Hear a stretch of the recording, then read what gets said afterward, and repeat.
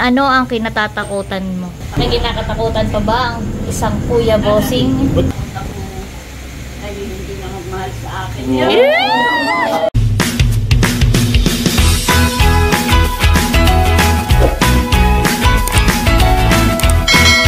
Hi guys! Isang mapagpala at mapagpalayang araw po sa ating lahat.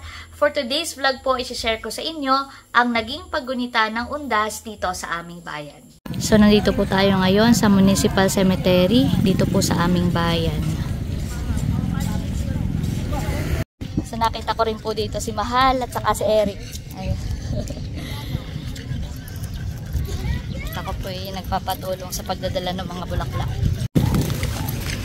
Si Mahal ay nandito at inasikaso naman yung puntod ng kanyang mama.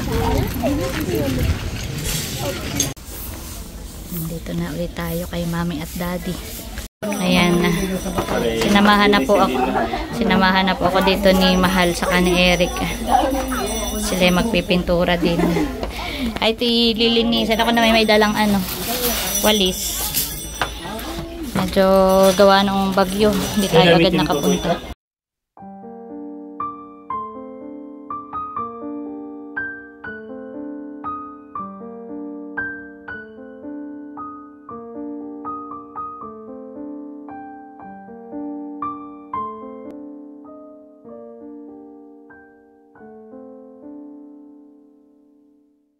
So ayun guys, after ko pong bumisita sa sementeryo, dumaan po ako dito sa bahay para mag-lunch at saka mag-freshen up. Nakapagpalit na rin ako ng damit kasi sobrang init. So ngayon naman, pupunta tayong Infanta para sunduin si Namelot dahil mamaya po ay magkakaroon ng dinner ang Team Hitik. So magkakaroon po ulit kami ng bonding mamaya, salo-salo. So pupunta po ako ngayon ng Infanta. Teo! Let's go na, Teo! Hello! Hi!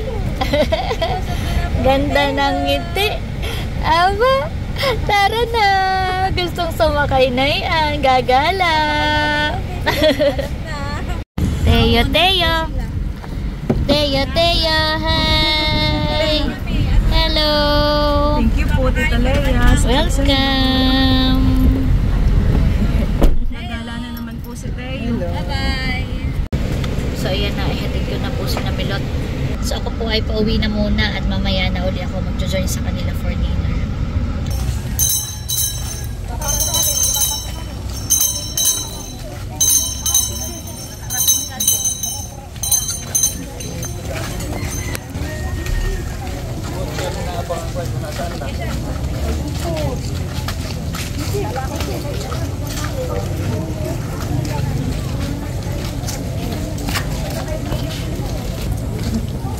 So, nagsasagawa po ng Parade of Saints. Dahil ngayon po ay araw ng mga banal. Kaya ganito po ang activity dito sa aming parokya. Procession at Parade of Saints.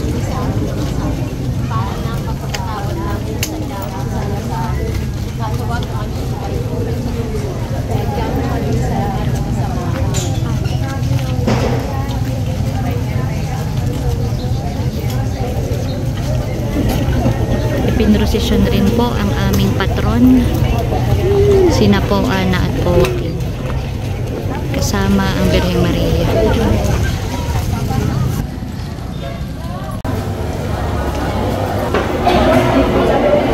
Dito na po ako dumiretso kay nanay dahil nga po may sama-sama ang Team Hitik. Hello po, magandang gabi. Hello, magandang gabi. Ayan. Ito ay, meron akong mga gifts, early Christmas gift for nanay. Nanay, binili po kita ng Belen, mini Belen. Pwede mo pong panlagay sa table. Nativity set. Tapos, meron akong Opo. Para sa table ni nanay. At saka welcome po. At saka syempre, after undas ay Christmas na. Kaya pwede na Ito ay para kay Mahal. Advance sa mga Ang akin muna. Ang akin ay mahal. Welcome. Ang akin lang muna bibigyan ay yung mga pamangkin kong kaedad ko. Yeah, kay Nini Kim. Bibi Kim. Akala ko sa mga in love. Ay! Next time ang mga in love. Jessica Tion. Hindi ko lang alam kung anong kulay at yan ay sealed. Ay akin lang inano.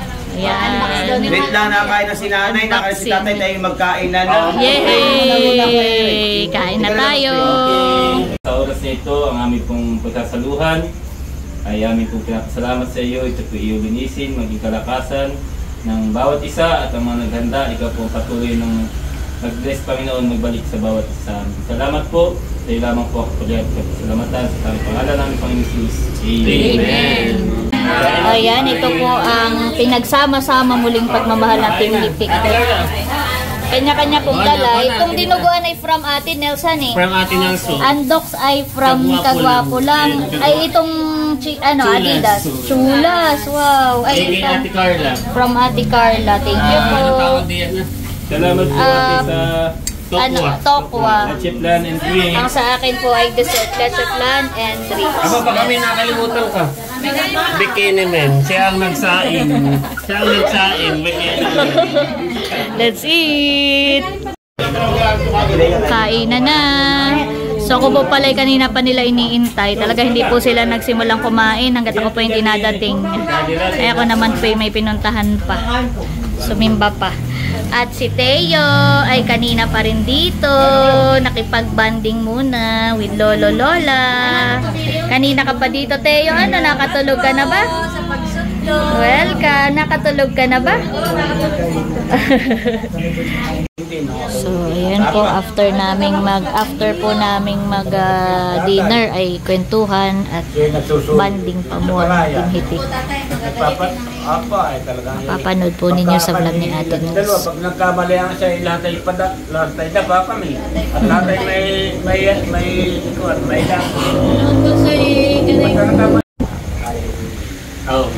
Sa Panginoon, mahalaga po talaga.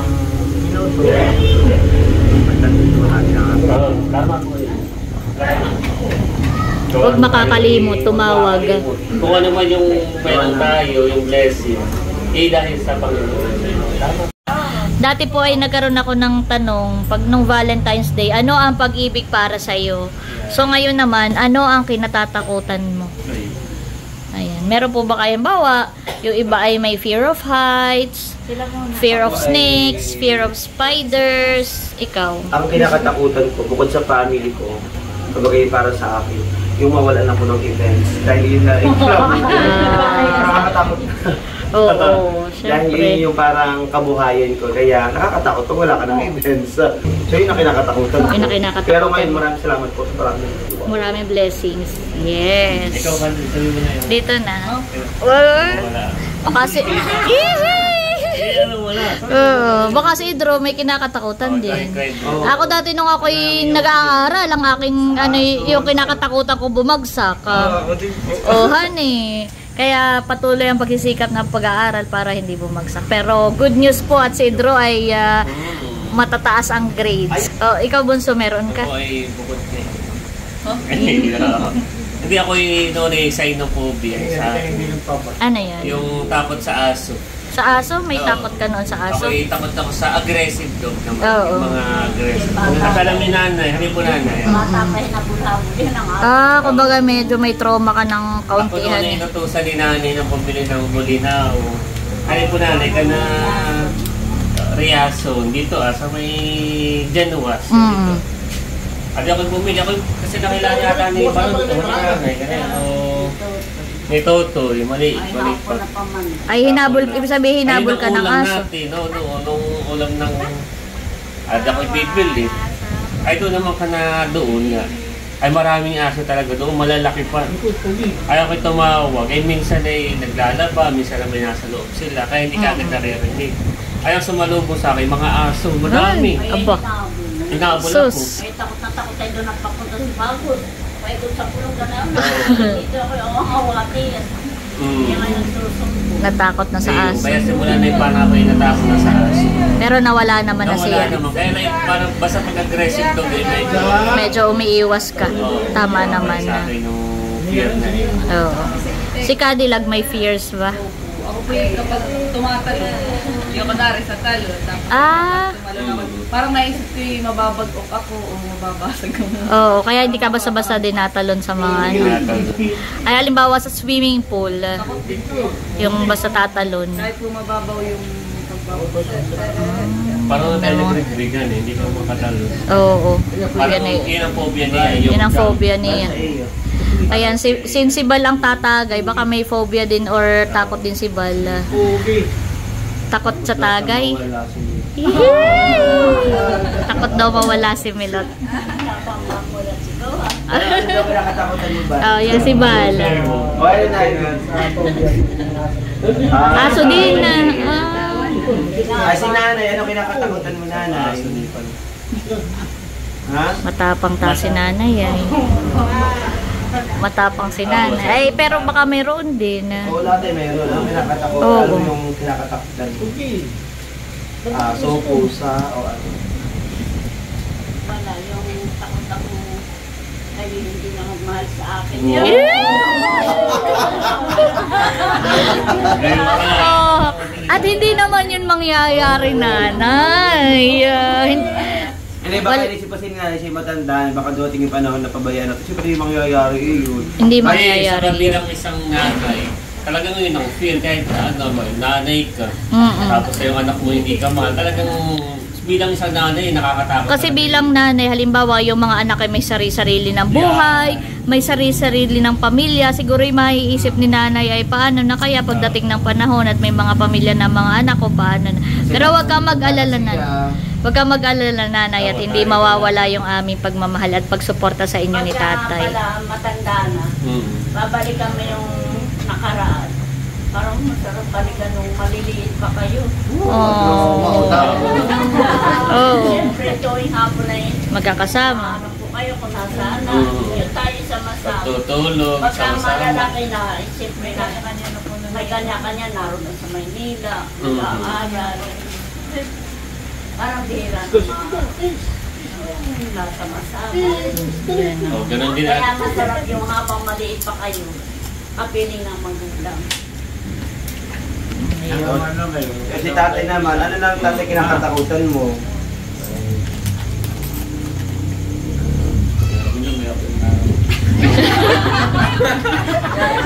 Ang kinakatakutan ni tatay, gusto uminom, ay baka magkarayuma. Oo, rayo.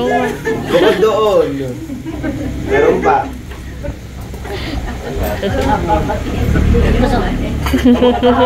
Ay si Milot, ano ka nakatakutan? Si Milot, baka may kinakatakutan. Daga. Oo, kaya pareho tayo. Lalo na yung pagtulog kay Naki, kinakagat. Oh, si Dongay naman, paikot, si Dongay. Nagsabi ka na ba, Bex? Kahit sa iyo. Talagang ako'y... Kahit ngayon kami tatawid lang sa pakat at may hawakan Pero na ako tayo nasa ng- Singapore, Ay, paano? hindi nakaano? Oo, paano nung tayo nasa aeroplano, hindi ka masyado natakot na yun? Dito ko naman na hindi Hindi ka kaya pala. Wala ka wala naman ako sa... sa tabi ng Parang bintana. squabi. Kaya hindi na Gusto feel. ko isang gilid.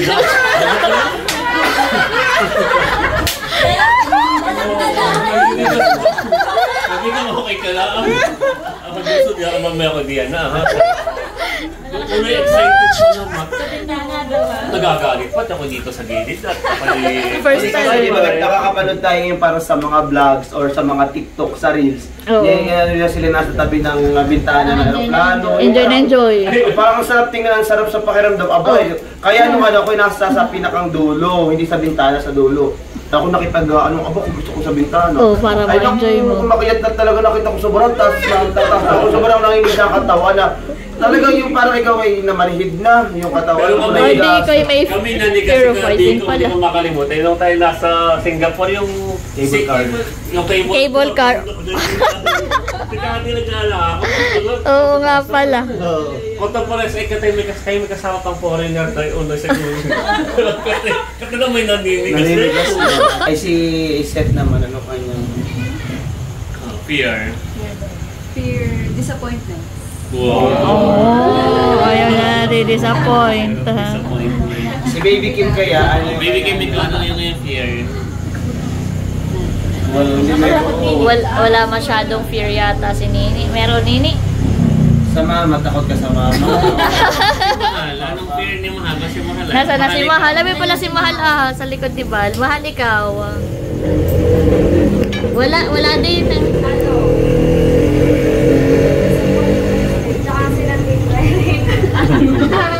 Takot daw kay Tito Eric niya. Hindi payagan. Ay, si Ate Nels. Si Ate Nels na. Fear of ano ka? Marami. Ako yung nervyos eh. Marami akong kinakatakot. Opo, ay ano po madalas ang iyong parang pag iyon na ay... Mapapanglawin na eh. Say nervyosohan. Takot ka din Ate Sides. Yung matataas na lugar. Oo, takot ako. Nanginginig po. Sa ahas. Ayuhot pag kayo nagbabulagat yung sa ano nga. Ako Sa yung tukatan. talagang dalawang parang kinakatakutan ko ay kapag halimbawa umalis si Idro, nagmumotor. Pag umalis si Milo, Oo. alam ko nagmumotor, ganayon. Yung Parang- kapag wala yung mga anak ko sa bahay, parang ako natatakot. Para iniisip mo po ang kanilang kaligtasan. Parang ganun yung binabanggit ni nanay. Ganun ang mga Ganun ang nanay. damdamin ng isang ina. Na parang lagi iniisip ay safe, sana'y safe yung mga...